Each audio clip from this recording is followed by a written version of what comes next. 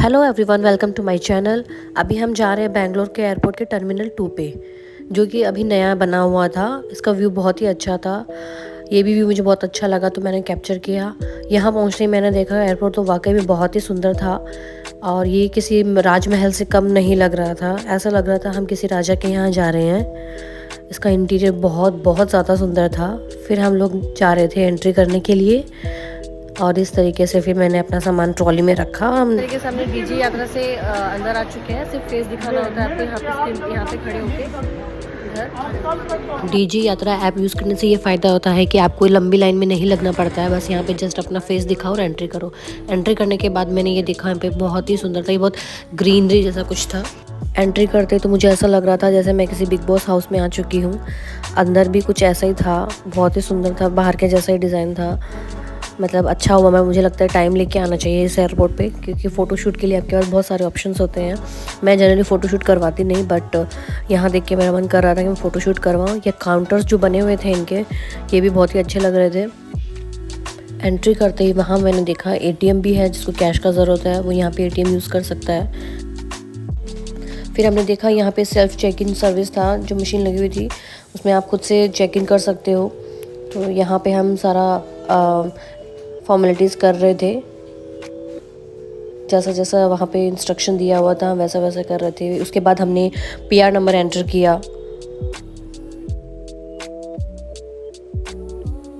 ये बिल्कुल भी डिफ़िकल्ट नहीं होता है, ये कोई भी कर सकता है। जैसा जैसा इंस्ट्रक्शंस वहाँ दिया रहता है बस उसको आप फॉलो करते जाइए। हम लोग को जैसा इंस्ट्रक्शन दे रखा था बस वैसे उसको फॉलो कर रहे थे। जो जो इन्फॉर्मेशन आपसे मांगता है वो आपको इन्फॉर्मेशन देना होता है और ये इस तरीके से हमने उसको पूरा कर लिया था। इसके बाद जो बैग पे टैग्स लगते हैं वो भी यहाँ से प्रिंट हो जाते हैं। आपको अपना सामान का इन्फॉर्मेशन देना होता है, कंटिन्यू करना होता है। और आप चाहो तो बोर्डिंग पास फिर से प्रिंट करवा सकते हो। हमें रिक्वायर नहीं थी तो हमने नहीं किया और इस तरीके से ये प्रिंट आउट निकल जाता है। इसमें जैसा इंस्ट्रक्शन दिया हुआ है उस तरीके से हम इसको लगा सकते हैं। यहाँ से इसको पील करना होता है और यहाँ पे स्टिक करना होता है। इसको चिपकाने के बाद जो ऊपर में रिसीट होती है वो आपको अपने पास रखना होता है। हमारे पास भी एक इन्फॉर्मेशन रहना चाहिए हमारे सामान का, इसलिए रिसीट हमें अपने पास ही रखना होता है। अगर आपको सेल्फ चेक इन नहीं करना है तो आप दूसरे साइड में लाइन लग के भी कर सकते हो। वहाँ पे मैनुअली सब कुछ हो जाता है, वहाँ पे स्टाफ रहता है उनका, तो वो आपको गाइड कर देता है सारा। तो इस तरीके से भी आप कर सकते हो, दोनों ऑप्शंस हैं आपके पास। तो यहाँ पे आके हमने अपना लगेज दिया, बट यहाँ पे एक ट्विस्ट है। हमारा 3 टिकट एक साथ था तो वेट का हमें ऐसा कोई टेंशन नहीं था, बट वहाँ जाके पता चला किसी में हमारा अंडर 15 था, किसी में ओवर 15 था। वैसे तो हमारे सामान का वेट उतना ही था जितना कि गाइडलाइंस में मेंशन किया गया था, बट प्रॉब्लम ये था कि किसी में अंडर 15 था, किसी में ओवर 15 था। तो इन भैया ने बोला यहाँ पे अंडर 15 या 15 वालों को ही हम लोग ले लेते हैं सामान। तो फिर हमें लाइन में लगना पड़ा और यहाँ पे आके हमारा सामान डिपॉजिट किया हमने। और फिर यहाँ पे हमने डीजी यात्रा ऐप ओपन करके दिखा दिया। उसमें से उन्होंने स्कैन करते हैं, इन्फॉर्मेशन लेते हैं और हमारा आईडी कार्ड उन्होंने चेक किया था। उसके बाद हमने अपना आईडी कार्ड वापस ले लिया, अंदर रख लिया। और यहाँ पे मेरे हस्बैंड को ये बता रही थी कि आपका टिकट कौन से गेट पे आने वाला है। ये इनका ड्यूटी होता है कि आपको सारा इन्फॉर्मेशन दे। वैसे तो हम पढ़ भी सकते हैं, बट इन्होंने हमें सारा इन्फॉर्मेशन दे दिया। फिर हम यहाँ पे फ़्लाइट टिकट अपग्रेड का बात कर रहे थे कि हमें इकोनॉमी से प्रीमियम इकोनॉमी में मिल जाता है क्या। फिर यहाँ पे हम आगे जा रहे थे, सारा यहाँ का प्रोसेस कंप्लीट हो गया था। और यहाँ पे फिर मैंने देखा यहाँ पे इंटरनेशनल डिपार्चर था। उसी के बाद में आसपास में वो ये रिज़र्व लाउंज भी था यहाँ पे, जो कि पूरा क्लोज था। आई थिंक ये वीआईपी लाउंज होता है, उसके आसपास में किसी वॉशरूम जाना होता है तो वो भी था। फिर हम पहुँच चुके थे डोमेस्टिक डिपार्चर में। वहाँ पे भी वही जस्ट फेस दिखा के एंट्री करना होता था। ये भी बहुत ही, यहाँ पे भी बहुत ग्रीनरी थी, ये भी बहुत अच्छा लग रहा था। यहाँ पे मैंने कुछ फ़ोटोशूट भी कराया। उसके बाद किसी कंडीशन में हो तो आप राइट साइड में जाना है। तो मेरे पास बेबी था तो उन्होंने मुझे इस साइड भेज दिया, तो यहाँ पे ज़्यादा लाइन में नहीं लगना पड़ रहा था। उसके बाद यहाँ पे हमने अपना बैग रखा, मोबाइल्स, इलेक्ट्रॉनिक सामान, ईयरफोन, चार्जर, ये जो भी था सब निकालना था, घड़ी भी निकालना था। और यहाँ सामान लेने के बाद तो ये इस तरीके से बनाया हुआ था।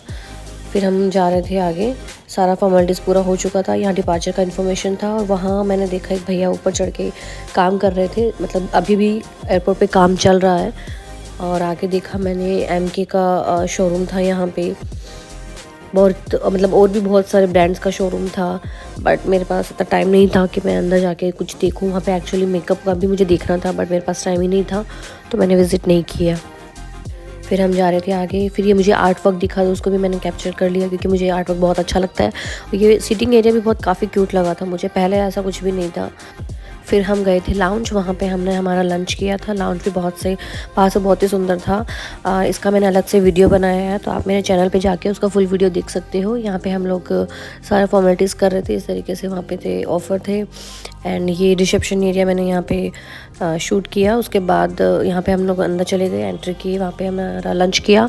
आप इसका फुल वीडियो मेरे यूट्यूब चैनल पर देख सकते हो।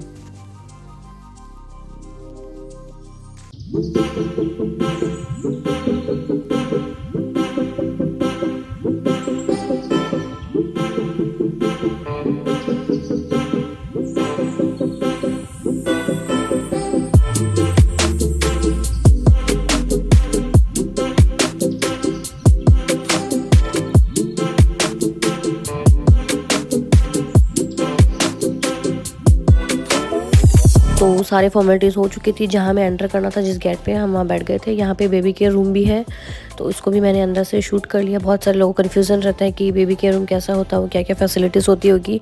तो आप देख सकते हो इस तरीके से बेबी रूम रहता है, और उसमें इस तरीके यहाँ पर आप डायपर भी चेंज कर सकते हो। और ये मैं बाहर का कैप्चर करने लग गई थी। और यहाँ मैंने देखा कि यहाँ पे स्मार्ट सीटिंग थी, तो यहाँ पे आप अपना फ़ोन भी चार्ज लगा सकते हो। ये भी एक हेडेक रहता है कि मोबाइल डिस्चार्ज हो गया, आप चार्ज कहाँ करें। तो फिर हम जा रहे थे अपनी फ़्लाइट में। यहाँ पे हमने अपना बोर्डिंग पास स्कैन किया। स्कैन करने के बाद ही वो गेट में एंटर करते हैं। प्रीमियम इकोनॉमी कैसे मिला है? मैंने इकोनॉमी में बुक किया था और प्रीमियम इकोनॉमी में हो गया, बिकॉज सीट्स अवेलेबल था, पर हमने रिक्वेस्ट किया, हमारा बच्चा है तो उन्होंने कर दिया। तो यहाँ पे हमें अपना टिकट्स दिखाना होता है, तो उन्होंने हमारा तीनों का टिकट्स चेक किया और हमें एंट्री दी। यहाँ पे मैंने देखा कि पायलट बैठे हुए थे, तो मैंने उनको भी कैप्चर किया। यहाँ एंट्री करते सबसे पहले बिज़नेस क्लास था, उसके बाद प्रीमियम इकोनॉमी था, और उसके बाद इकोनॉमी था। तो हम लोग का सीट प्रीमियम इकोनॉमी में था। उन्होंने हमें ये मेनू दिया था कि आपको खाने में क्या खाना है। तो मेन कोर्स में हम एक ही चीज़ को चूज़ कर सकते थे, तो हमने कुछ वेज खाने ही ऑर्डर किया था। एंड ड्रिंक्स में थी कॉफ़ी। फिर सीट बेल्ट बांधने का सिग्नल दे दिया गया था, तो मैं अपना यहाँ सीट बेल्ट बांध ली थी। और यहाँ पे सब लोग जो इंस्ट्रक्शन देते हैं फ़्लाइट से रिलेटेड, वो दे रहे थे। और फिर हम यहाँ से निकल चुके थे कोलकाता की ओर।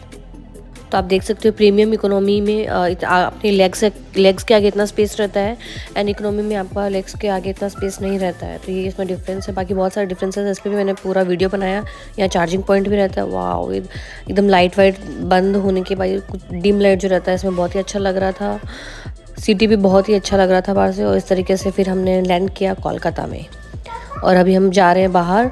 फिर हम लोग चलते जा रहे थे। यहाँ पे हमारा लगेज आ चुका है, और हमने अपना लगेज लिया और अपने घर को चले गए। Bye bye.